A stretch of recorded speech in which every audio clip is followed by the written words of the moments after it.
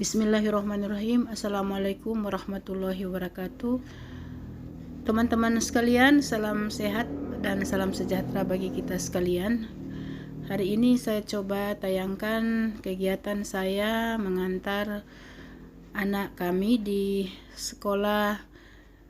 MTS Negeri atau Madrasah Sanawiyah Negeri 1 Limboto, dan sesudah ini nanti kami coba melihat bagaimana situasi jalan anak kami ini ketika dia nanti pergi dan pulang sekolah, kira-kira bagaimana kondisi ataupun keamanan selama di perjalanan, apakah jalan yang dilalui ini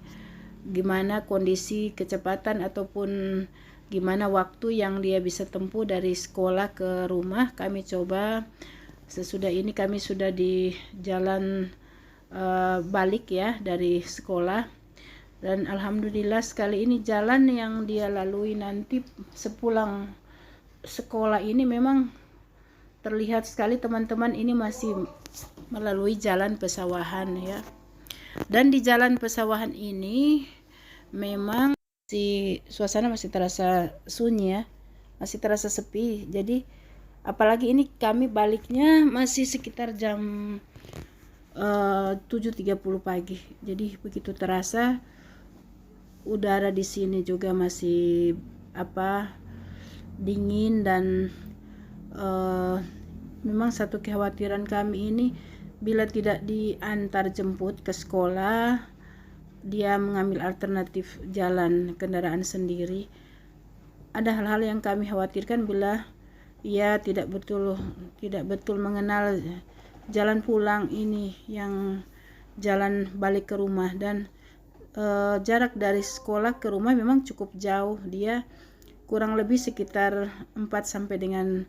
5 kiloan ya sampai ke rumah. Jadi ini teman-teman sekalian, saya coba kembali ini di jalan melalui jalan jembatan ini di depan SDN 1 Kayu Bulan menuju Jalan Raya Limboto, dan ada beberapa rute yang kami coba lalui pagi ini karena cuaca pagi ini cukup sangat cerah, dan ini bagus sekali untuk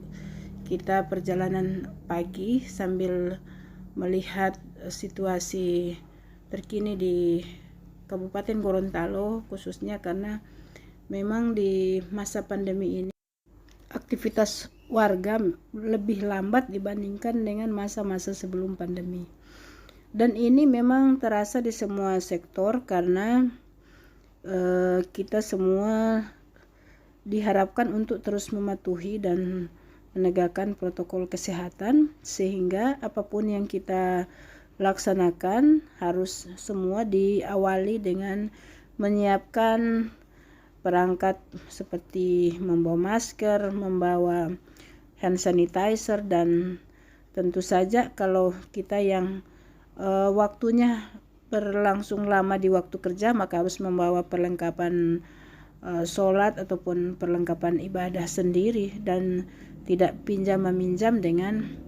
teman-teman yang lain. Dan teman-teman sekalian, saya coba melihat ataupun mengambil tayangan kondisi atau situasi langit Gorontalo di pagi hari ini, karena memang di pagi yang cerah ini kita semua beraktivitas dengan penuh kesyukuran karena hari-hari yang kita lalui di sepanjang tahun ini, terlebih sesudah pasca Idul Fitri kemarin, kita masih bisa melaksanakan sholat Idul Fitri berjamaah dan di masjid dibandingkan dengan tahun yang lalu. Begitu pula dengan sholat tarawih, kita dibandingkan tahun yang lalu memang tidak bisa melaksanakan sholat tarawih di masjid, dan di tahun ini kita bisa melaksanakan semua aktivitas sholat tarawih, tadarusan di masjid, dan ini tentu saja sambil tetap menerapkan protokol kesehatan. Jadi teman-teman sekalian, bila ini kita lihat sebagai suatu perkembangan yang menggembirakan dari tren penyebaran COVID-19 di Provinsi Gorontalo dan di Kabupaten Gorontalo khususnya, tentu diharapkan kita tidak menjadi lengah ataupun kita tidak terlalu bersukacita sampai lupa kepada kondisi-kondisi ke depan yang memang masih harus kita berjaga-jaga dan penuh kewaspadaan. Karena kita tahu di beberapa negara lain ataupun di daerah lain di Indonesia ini masih terdapat kasus-kasus yang cukup memprihatinkan, dan ini memerlukan perhatian dan keseriusan kita semua untuk lebih waspada dan tidak lengah terhadap penyebaran COVID-19. Jadi teman-teman sekalian yang masih mengikuti channel saya, kita coba melihat berbagai hal juga yang ada dari masa pandemi ini, di mana banyak sektor yang begitu terdampak, dan pada akhirnya juga di tahun kedua masa pandemi mereka akhirnya bisa juga beradaptasi. Jadi dengan suasana era baru yang tetap memungkinkan mereka melakukan aktivitas, jadi era new normal ini telah membuat semua sektor dan kalangan usaha lebih dapat melihat hal-hal yang bisa mereka lakukan sebagai adaptasi, dan ini tentu saja menjadi bagian daripada upaya-upaya warga di masa pandemi untuk tetap meningkatkan keberlangsungan hidup dan terutama meningkatkan aktivitas ekonomi yang sudah mereka tekuni selama ini. Dan teman-teman sekalian, apabila kita melihat dan menganalisis lebih lanjut terhadap hal-hal yang menjadi keterpurukan di masa pandemi ini, kita masih melihat sisi positif yang dapat kita ambil sebagai evaluasi, bahwa sebenarnya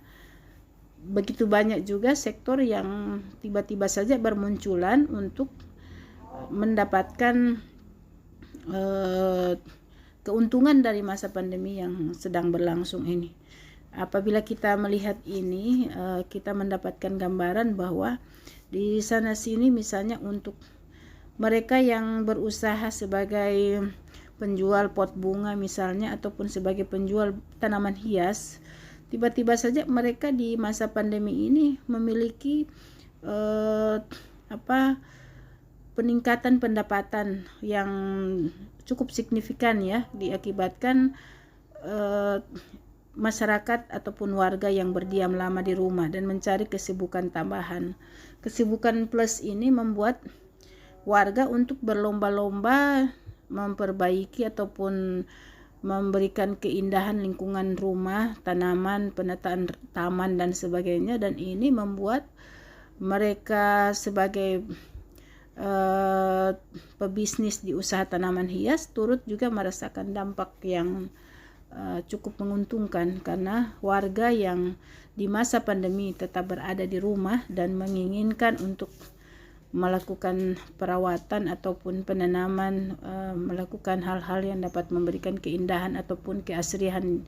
di halaman rumah dan taman mereka, tentu akan melakukan hal-hal untuk mendapatkan suasana keindahan atau suasana asri ini dengan menghadirkan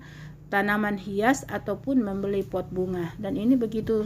terasa di sektor informal ataupun mereka yang menyiapkan bisnis tanaman hias dan pot bunga. Nah, teman-teman sekalian, jadi kita pada intinya melihat ada hal yang menjadi plus minus untuk kita dapat ambil kesimpulan dari masa pandemi ini, dan dari berbagai hal tersebut ada juga tentu kegiatan-kegiatan lagi yang memungkinkan, misalnya usaha-usaha bisnis kuliner ataupun kue dan makanan-makanan ringan yang mereka siapkan, dan ini tentu saja mereka bisa beroleh penghasilan tambahan di sini, karena ada juga masyarakat ataupun warga yang berada di rumah dan di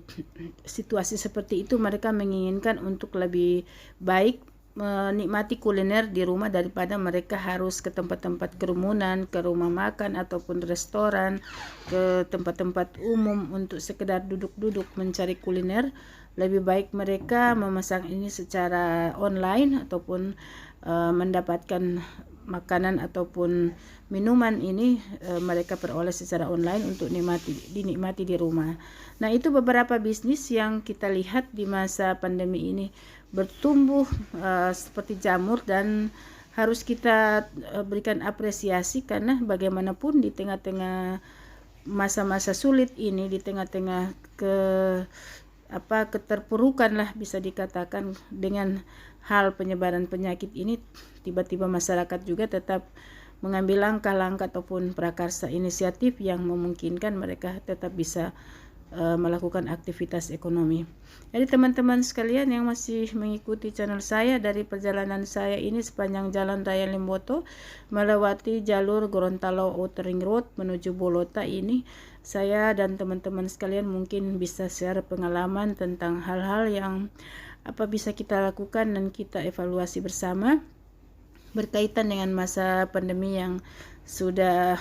kita awali di 2 tahun sebelumnya dan sekarang ini masih berlangsung. Dan kita tentu saja berharap dan berdoa semoga pandemi ini segera berakhir dan kita terus waspada dengan hal-hal yang dapat memungkinkan kita untuk tersebar ataupun terpapar dengan penyakit ini, dan kita berharap semoga kita tetap sehat walafiat. Teman-teman sekalian jangan lupa untuk terus mengikuti channel saya dan like, share, dan subscribe yang belum subscribe channel saya. Sekali lagi saya ucapkan terima kasih. Wassalamualaikum warahmatullahi wabarakatuh dan salam sehat bagi kita sekalian.